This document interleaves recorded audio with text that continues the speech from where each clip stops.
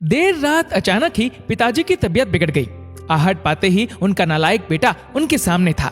माँ ड्राइवर बुलाने की बात कह रही थी, पर उसने सोचा अब इतनी रात को इतना जल्दी ड्राइवर कहाँ आ पाएगा। ये कहते हुए उसने सहज जिद और अपने मजबूत कंधों के सहारे बाबूजी को कार में बिठाया और तेजी से हॉस्पिटल की ओर भागा। बाबूजी दर्द से कराहने के साथ ही उसे डांट भी रहे थे। धीरे चला नालायक, एक काम नहीं जो इससे ठीक से हो जाए। नालायक बोला, आप ज्यादा बातें ना करें बाबूजी, बस लंबी सांसें लेते रहिए, हम हॉस्पिटल पहुंचने वाले हैं। अस्पताल में उन्हें डॉक्टरों की निगरानी में सौंप वो बाहर चहलकदमी करने लगा। बचपन से आज तक अपने लिए वो नालायक ही सुनते आया था। उसने भी कहीं ना कहीं अपने मन में ये स्वीकार कर लिया था कि उसका नाम शायद नालायक ही है। तभी तो स्कूल के समय से ही घर के लगभग सब लोग कहते थे कि नालायक फिर से फेल हो गया। नालायक को अपने यहाँ कोई चपरासी भी ना रखे, कोई बेवकूफ ही इस नालायक को अपनी बेटी देगा। शादी होने के बाद भी वक्त बेवक्त सब कहते रहते हैं कि इस बेचारी के भाग्य फूटे थे जो इस नालायक के पल्ले पड़ गई।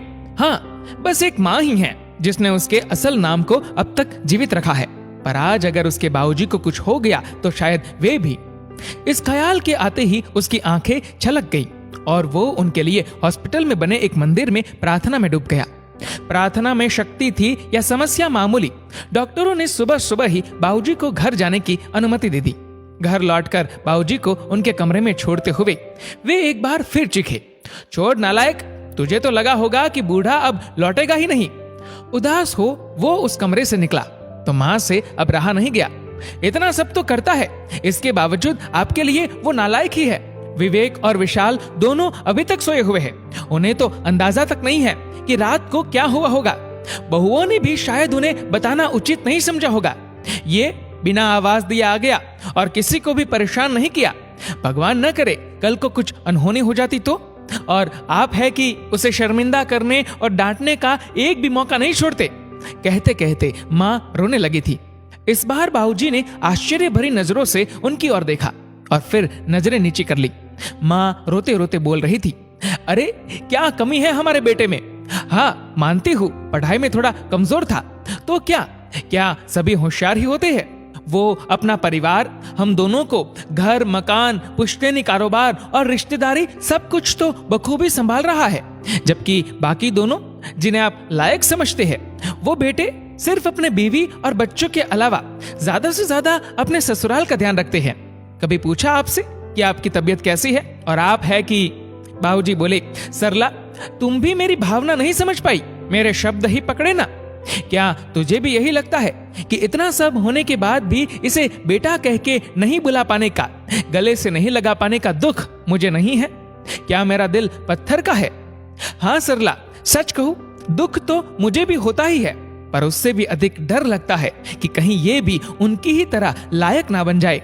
इसलिए मैं इसे इसकी पूर्णता का एहसास अपने जीते जी तो कभी नहीं होने दूंगा। माँ चौंक गई, ये क्या कह रहे हैं आप? हाँ सरला, यही सच है, अब तुम चाहो तो इसे मेरा स्वार्थ ही कह लो।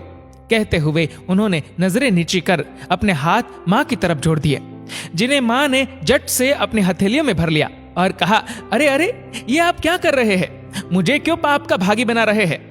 मेरी ही गलती है, मैं आपको इतने वर्षों में भी पूरी तरह नहीं समझ पाई। और दूसरी ओर दरवाजे पर वह नालायक खड़ा खड़ा ये सारी बातचीत सुन रहा था।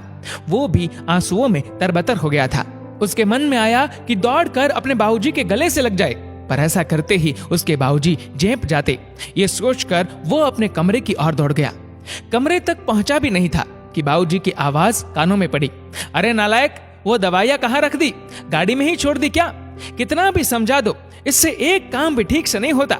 नालायक झटपट आंसू पोंछते हुए गाड़ी से दवाइयां निकालकर बाबूजी के कमरे की तरफ दौड़ा। दोस्तों, एक माँ अपनी औलाद को 9 महीने पेट में रखती है और एक पिता उसे जीवन भर अपने दिमाग में रखता है। पापा की बातें बेशक हमें कड़वी लगती हो, लेकिन यकीन मानो पिता की बस एक ही ख्वाहिश होती है कि बच्चे की कोई ख्वाहिश बाकी ना रहे। दोस्तों, इस वीडियो को लेकर आपकी क्या राय है? नीचे कमेंट करके जरूर बताएगा। और अगर आपको वीडियो अच्छा लगा हो तो इस वीडियो को लाइक करेगा, शेयर करेगा ज्यादा से ज्यादा लोगों तक, और ऐसी ही और भी इंस्पिरेशनल वीडियोस के लिए सब्सक्राइब करें हमारे यूट्यूब चैनल को और फेसबुक पर फॉलो करें हमारे पेज को। धन्यवाद।